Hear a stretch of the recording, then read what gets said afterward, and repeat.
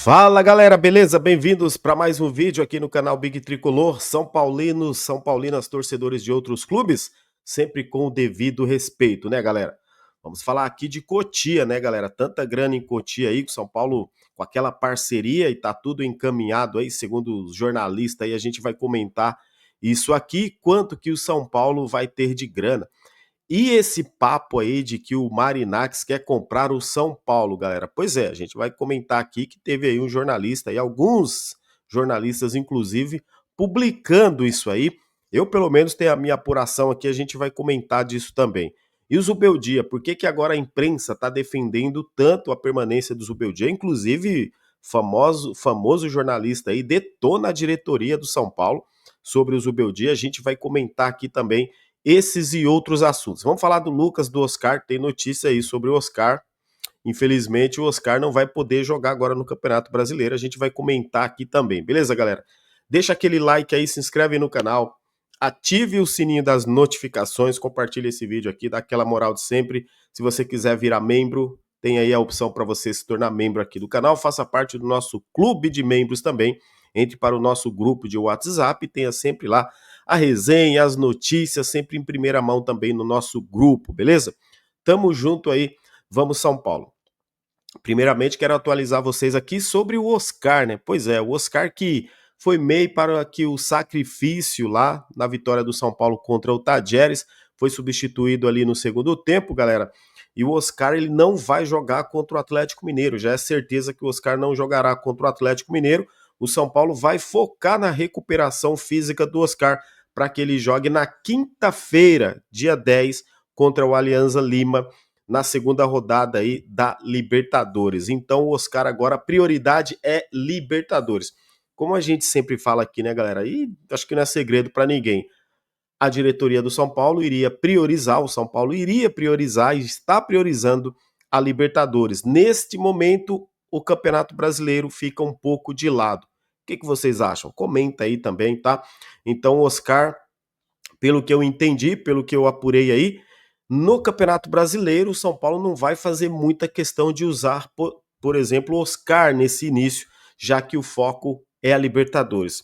O Lucas continua fazendo tratamento, o jogador ainda não foi a campo, tá? Só está fazendo recuperação física também. O Lucas deve perder pelo menos mais 4 ou 5 jogos também pelo Campeonato Brasileiro. O Lucas deve perder no mínimo aí a primeira fase também da Libertadores, galera. Então o São Paulo já tá sem o Lucas, imagina ficar sem o Oscar também, né? É isso, tá bom? Comenta aí, fica à vontade para vocês comentarem aí sobre esses dois jogadores, Lucas e Oscar, quanta falta que eles fazem aí para o time, tá? Agora, galera, é o seguinte, deixa eu trazer isso aqui para vocês. Primeiro tem uma defesa do Zubeldia e uma crítica sobre o Zubeldia. Primeiro de tudo, vamos lá, essa aqui, ó, deixa eu colocar, porque é interessante a gente saber o que está acontecendo neste momento, né, galera? Tá aí, ó. Ó, o GE publica, tá, ó. É o Zubeldismo. Olha só, hein? Antes era o dinizismo, um negócio assim, né? Agora é o Zubeldismo. Após a vitória contra o Tajeres, o treinador conseguiu manter o feito. Zubeldia chegou ao tricolor paulista em 2024. Nunca perdeu na Libertadores com o São Paulo. Tá aí. Vocês sabiam disso, que o Zubeldia jamais perdeu na Libertadores com o São Paulo? O Zubeldia ele está invicto com o São Paulo na Libertadores, galera. É isso mesmo. Com esse jogo aí depois do Tajeres, ano passado, quando ele chegou no segundo jogo. O primeiro jogo que o São Paulo perdeu para o mesmo Tajeres, lá na Argentina, era o Carpini. Aí o Carpini é demitido, chega o Zubeldia contra o Barcelona lá do Equador, e o Zubeldia ali conseguiu aquela vitória lá contra o Barcelona lá no Equador. Então ele fez 5 jogos na primeira fase, né? E aí depois teve os 2 das quartas, das oitavas, 5 com 2, 7. Os 2 contra nas quartas de finais contra o Botafogo, 9 jogos. Agora com esse, 10 jogos. São 10 jogos do Zubeldia invicto no comando do São Paulo aí na Libertadores. Só que é claro, né? O São Paulo não foi campeão. O São Paulo foi eliminado nos pênaltis para o Botafogo, empatou 0-0, né, no primeiro jogo, e depois 1-1 no Morumbi, né? Então, mas foi eliminado nos pênaltis. Mas é isso, né? Zubeldia aí invicto, então, para quem defende também aí o treinador, ele está invicto na Libertadores com o São Paulo. Pô, seria maravilhoso, né? Se fosse campeão da Libertadores invicto, né? Seria maravilhoso, não seria? E tomara que seja. Mas olha só, galera, aí, por exemplo, aí vem lá o jogo aberto lá, os donos da bola e coloca isso aqui, ó. Muita moral, eles perguntam, né? Esses são alguns números dos últimos treinadores do São Paulo no início de temporada. Mesmo pressionado e com o pior aproveitamento da lista, Luiz Ubeldia segue no comando do tricolor paulista. O argentino merece seguir como treinador da equipe do Morumbi? É a pergunta. Olha só, Zubeldia tem 54,1% de aproveitamento, Carpini 56,2%. Rogério Ceni 58,3, foi aquele do primeiro ano, depois o segundo 68,7 e o Crespo 72,9. Tá aí. A pergunta que muita gente faz é o seguinte: por que que o Zubeldia é tão prestigiado? Por que que ele tem o pior aproveitamento entre todos os últimos treinadores e ele continua no São Paulo? Você aí desse lado saberia responder? Responde aí, comenta. Eu tenho aqui uma opinião sobre isso. É porque ele é estrangeiro, cara, e porque o São Paulo fez um contrato de 2 anos e acredito que também a falta de grana para o São Paulo pagar uma rescisão, acho que dificulta muito a demissão do Zubeldia. E como a diretoria do São Paulo adotou também, né, uma nova postura de segurar mais os treinadores, salvo o Carpini, né, porque o Carpini não aguentou, ficou acho que só 3 meses no comando do São Paulo, só aguentou o Campeonato Paulista, início do Brasileiro e da Libertadores com derrota, o Carpini sucumbiu e caiu. Só que ainda penso eu, na minha opinião, se o Zubeldia tivesse perdido ontem para o Tajeres, ele chegaria contra o Atlético Mineiro muito pressionado. E uma derrota contra o Atlético Mineiro, eu acho que culminaria também a derrota, a demissão do Zubeldia. Mas como ele vence no torneio mais importante sul-americano, ele ganha uma sobrevida. E daqui para frente agora, óbvio, a gente vai ver claramente, acho que o elenco até mais focado ali com o Zubeldia, né? Inclusive alguns jogadores, inclusive até comentaram aí, né? Deixa eu ver se eu tenho alguns vídeos aqui. Comentaram alguma coisa ali na saída.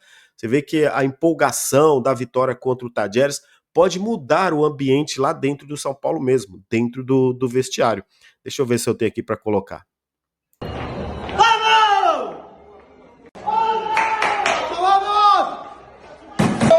Vamos, Bora, hay que seguir, Bora. Vamos, Vitória, começamos com o pé direito. Vamos buscar a conquista. Beijo, obrigado por tudo. Tá aí, São Paulo começou com o pé direito, beijo, vamos com tudo, vamos para a conquista. Tá aí o Caleri também. O Caleri que, na minha opinião, fez boa partida, tá? Não fez uma partida ruim, não. Fez um gol ali, inclusive eu tenho uma imagem aqui, deixa eu ver se eu tenho essa imagem, galera, que é curiosa a imagem, né? Eu acho que eu não tenho mais, cara, a imagem aqui. Ah, tenho sim. Olha isso, gente. Aqui, ó, o primeiro lance, aquele gol, né, que ele fez, ali o de cima, o primeiro lance ali, ó, o que ele fez e o segundo, na verdade, o primeiro que ele fez e o segundo foi aquele jogo contra o Botafogo. Ontem eu lembrei na hora, quando o Caleri fez o gol, falei, nossa, muito parecido daquele lance lá contra o Botafogo, onde ele perdeu ali, e ontem ele fez. Nossa, se tivesse feito aquele gol lá no Rio de Janeiro, o São Paulo teria saído de lá vencedor. Mas faz parte, já foi, aqui não é ficar se lamentando, mas só para lembrar que eu achei assim muito parecido os lances, e repito, tá? Gostei da partida do Caleri, apesar do gol do Oscar estava impedido no lance, que toca a bola para o Caleri. O Caleri, na minha opinião, fez uma boa partida. Eu acho que foi uma das melhores partidas do Caleri que eu vi aí nessa gestão Zubeldia, pelo menos aqui nesse ano de 2025. Gostei da partida dele, apesar de não ter feito um gol que valeu, mas eu acho que a entrega dele ontem não teve tanta briga com os zagueiros, né? O Caleri, ele acho que jogou mais, distribuiu mais o jogo ali também como centroavante, fazendo a parede. Gostei, viu, Caleri? Tomara que no próximo jogo agora o São Paulo saia aí com uma vitória e quem sabe um gol do Caleri, já que ele é o titular para sair essa zica também, né? Tá aí, só para lembrar, o Caleri tem 14 gols na Libertadores, o Luiz Fabiano tem 14 e o Rogério também 14. Então são os 3 maiores artilheiros do São Paulo em Libertadores. Um gol do Caleri, que é o único que pode ter esse feito agora, apenas um gol dele, ele vai se tornar o maior artilheiro do São Paulo em Libertadores. Tá com moral argentino? Tem tudo para conseguir, hein, Caleri?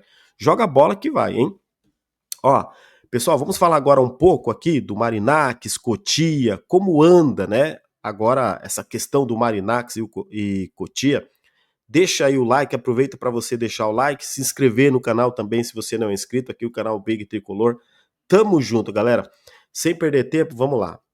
Ó, gente, o negócio é o seguinte. Primeiramente, eu vou trazer aqui para vocês os comentários aqui dos jornalistas e depois eu vou trazer também a minha opinião e apuração também, tá bom? Entendam vocês que eu vou colocar aqui palavras de jornalistas, tá bom? Palavras aí de apresentadores de TV também. Primeiro eu vou trazer aqui, que é o que deu um bafafá hoje à tarde. Olha aí, ó. Ricardo Leite, da rádio.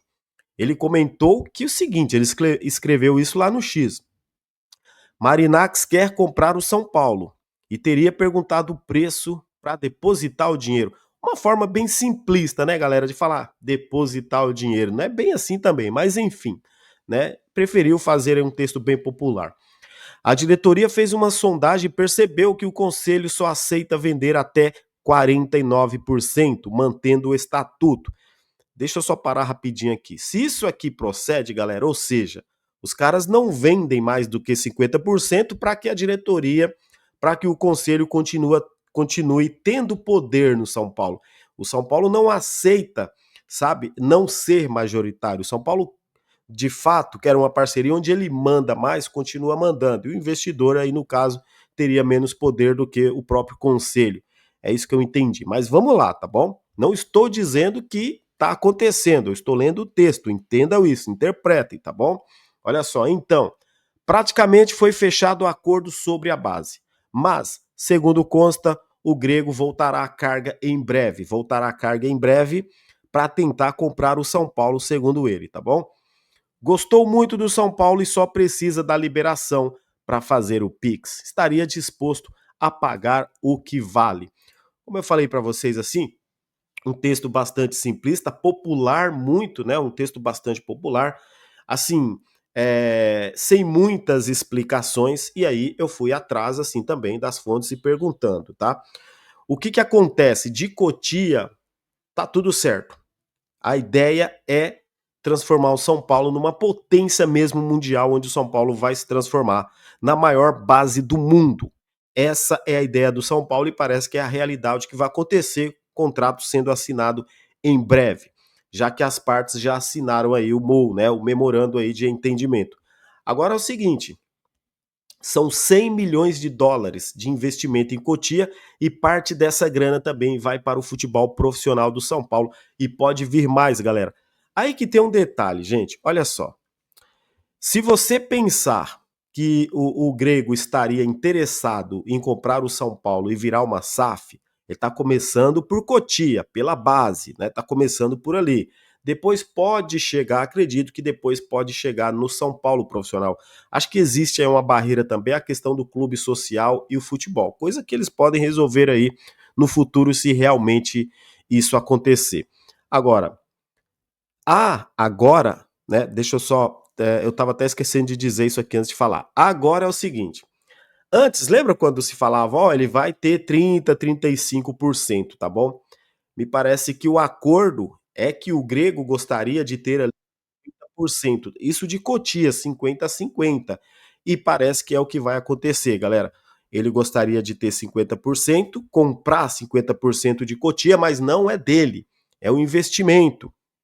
E aí, de certa forma, esse investimento para mim, o São Paulo está virando uma SAF em Cotia.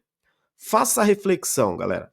Se vai fazer uma parceria onde o São Paulo tem 50 e o Marinacks também 50, ou o Marinacks 40, o São Paulo 60, ou o Marinacks 60, o São Paulo 40, enfim. Cara, de certa forma está parecendo uma SAF em Cotia. É lógico que o São Paulo não está dizendo que é uma SAF. Ah, é um investidor, é um parceiro. E aí serão 5 anos, 100 mil dólares, 100 milhões de dólares. Oh, 100 mil dólares você tá tirando, hein? 100 milhões de dólares. Depois mais 5 anos, mais 100 milhões de dólares. Tá? Pode ser que até que tenha um valor diferente, mas esse é o entendimento agora. Se você puxar o dólar, eu acho que tá 5,70, daria 570 milhões de reais aí, né, por 5 anos, divididos aí em 5 anos. Gente, é muita grana?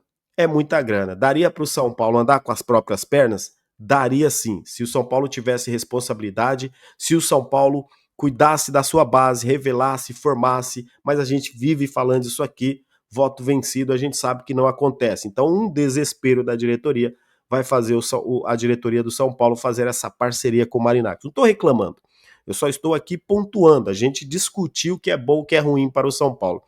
Muita grana? Lógico que é muita grana para o São Paulo. Em 5 anos, aí, quase 600 milhões de reais, vai fazer. E lembrando que esse investimento, ele vai, a maioria, para a base, onde o São Paulo vai comprar muitos jogadores semi-prontos para colocar na base e transitar no profissional, porque a ideia já pegar a garotada de 16, 17, de 15, não é pegar aqueles garotos de 13, de 14 ainda em formação ali, é garotos que já passaram pelo sub-17 e garotos prontos para estarem no profissional.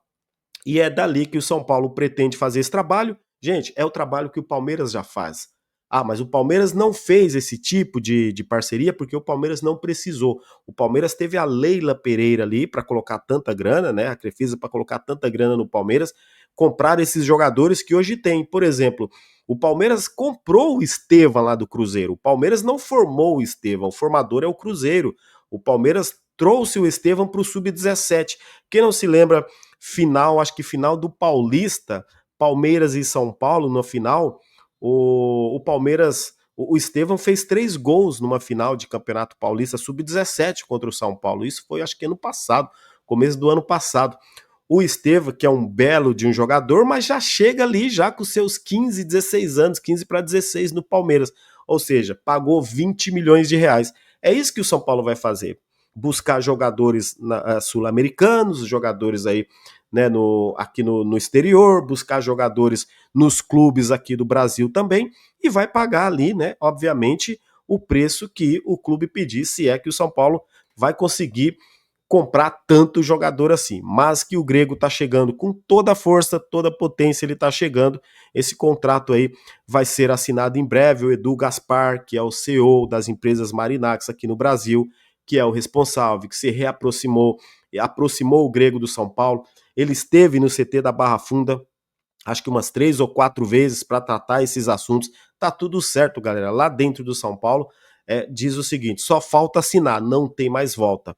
É Cotia que vai se transformar uma potência, na minha opinião, repito, é um estilo de SAF.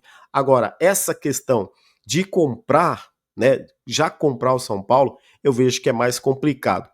Agora, olha só, tem um outro aqui, tá? Eu vou trazer para vocês aqui também. Vamos lá, deixa eu colocar aqui para vocês. Essa aqui é da Tricolor na Web, né? Geralmente aí é o Paulo Pontes, também jornalista, né?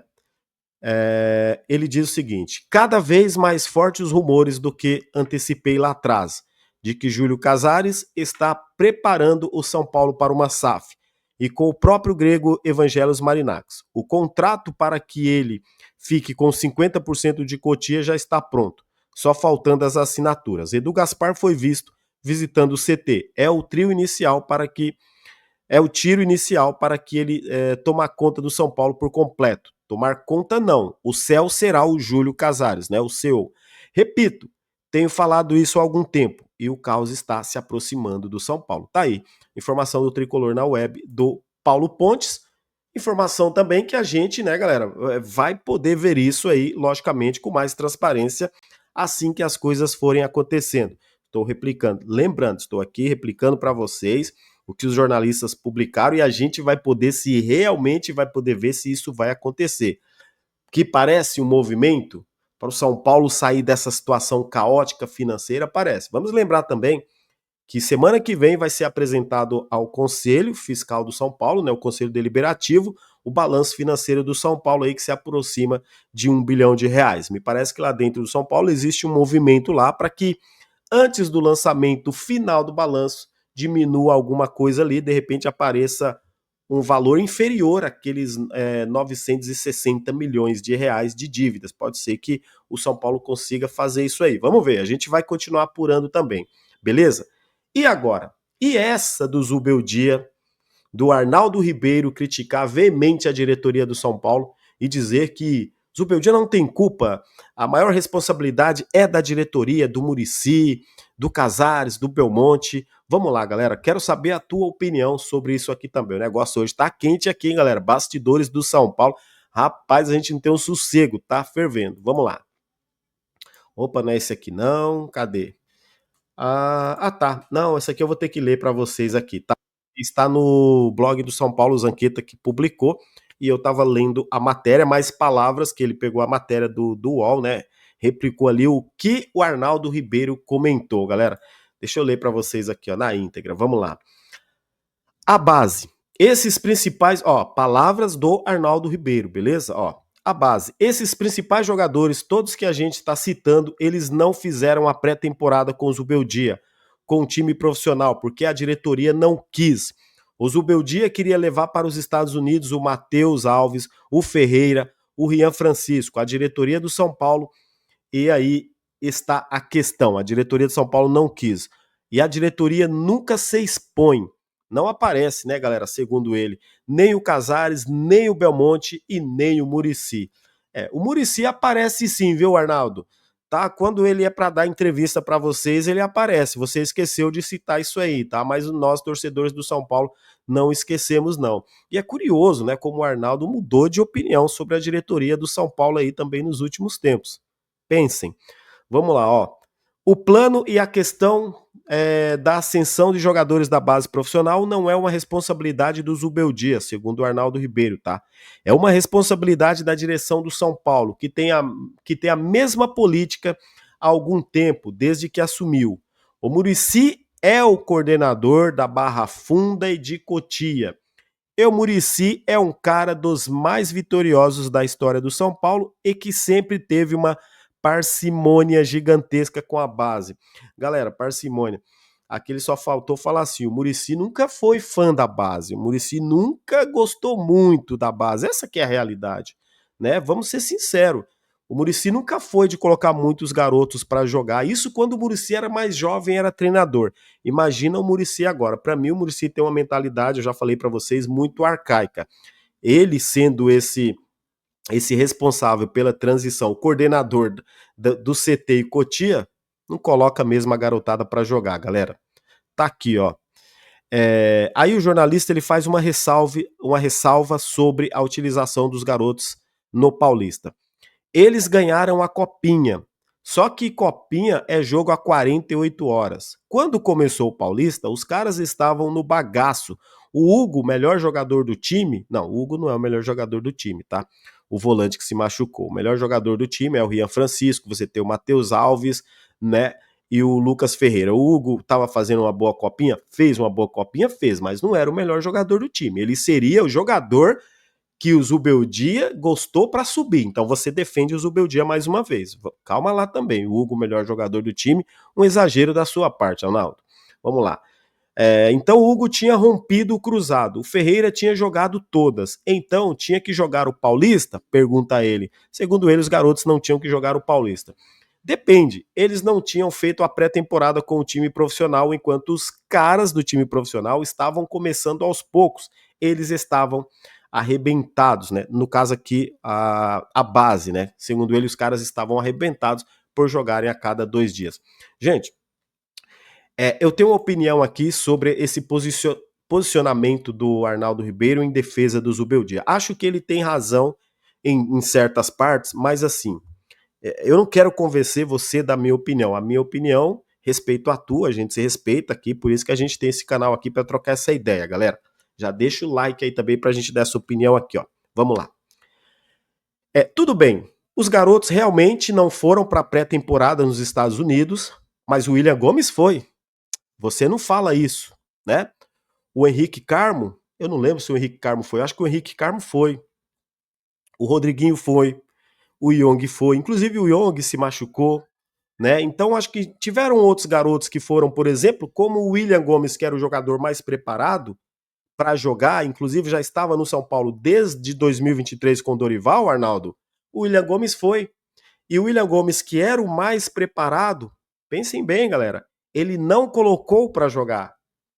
Então não venha com esse papo de pré-temporada, porque outros jogadores que já estavam no São Paulo há mais de um ano na base não jogaram o Paulista, mas eles fizeram a pré-temporada. E quando você vem com esse discurso aí de defender o treinador, isso não funciona com o torcedor que acompanha o São Paulo Futebol Clube. Pode colar para a tua audiência aí, que está sempre ali babando, essa que é a realidade. Para aquela audiência ali que é influenciada por opiniões desse jeito e que tudo agora a culpa é do torcedor. A culpa não é do torcedor. O torcedor não tem culpa se o treinador e a diretoria não colocam os jogadores para jogar. No meu entender, o Zubeldia não coloca porque ele não quer. Porque quando ele coloca o Rian Francisco faltando 1 minuto contra o Sport, é culpa da diretoria? É culpa da diretoria? Não é culpa da diretoria. É uma escolha que o Zubeldia faz. Não estou questionando a escolha dele, mas é uma opinião sobre a escolha. A responsabilidade nesse momento de usar os jogadores é do Zubeldia. Aí você para e fala, ok, o Rian, o Lucas não fizeram pré-temporada, o Lucas Ferreira, né? Enfim, o Mike, os outros aí, a garotada toda. Beleza, vamos lá, o Matheus Alves. Só que ele teve 20 dias agora com data FIFA, depois da eliminação do Campeonato Paulista. O que ele fez com esses 20 dias? Ele teve mais tempo do que na pré-temporada. Então, isso não é pretexto, não é desculpa para dizer que o Zubeldia não usa os garotos agora por conta de uma pré-temporada. Sabe o que é pior de tudo? É que pessoas assim, eles querem defender o trabalho do Zubeldia agora, alegando que a culpa é do torcedor. Tudo bem que eu entendo sim que a diretoria tem muita sua parcela de responsabilidade, mas é uma escolha do treinador. Ele não trabalha com os garotos, isso é fato, desde que ele está no São Paulo. Ele dispensou o Moreira, que agora se machucou lá no Porto também. Ele dispensou o William Gomes. Tá aí o Negrucci, ó. Tá o Negrucci aí. Vê se serve pra jogar o Negrucci. Não serve. Vê se esses garotos que subiram aí. Esses garotos só entraram alguns minutos o Matheus Alves, o Rian Francisco, o Lucas Ferreira, por conta de muita pressão da torcida de questionar por que eles não entram, por que eles não jogam. Que pecado essa garotada cometeu? O grande problema não é só a diretoria é um problema, mas o grande problema para essa garotada não jogar, sim, é o treinador, é ele que escala, ele que faz as modificações, ele mesmo já falou. E uma coisa, então, se for mentira do Muricy, o Zubeldia que desminta, porque o Muricy já falou ao vivo, ele já falou ao vivo num podcast, numa entrevista, que ele não interfere no trabalho do Zubeldia. O Zubeldia que escala, o Zubeldia que faz as modificações. Então, se não for verdade, então o Zubeldia que vem e fala então. Ou seja, o Muricy tá mentindo? Não, não tá mentindo.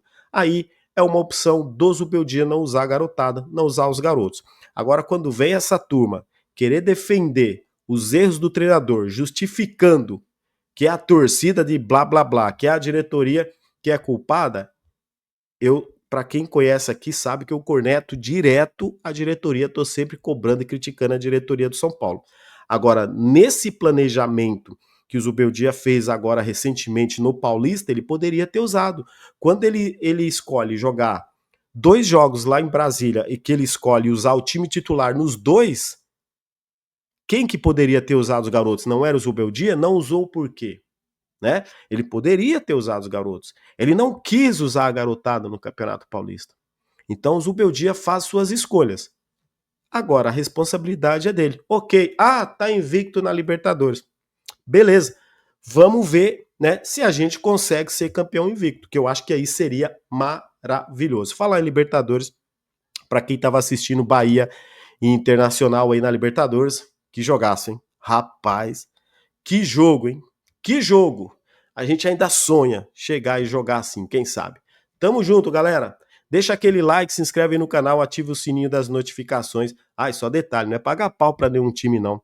É que é legal você ver um adversário buscar o gol o tempo todo, valeu? Tamo junto aí, forte abraço, fiquem com Deus, até o próximo vídeo. Vamos São Paulo! Big Tricolor, a paixão é imensa, no campo, na arquibancada, nossa força não se cansa. São Paulo, orgulho do Brasil com o Tricolor.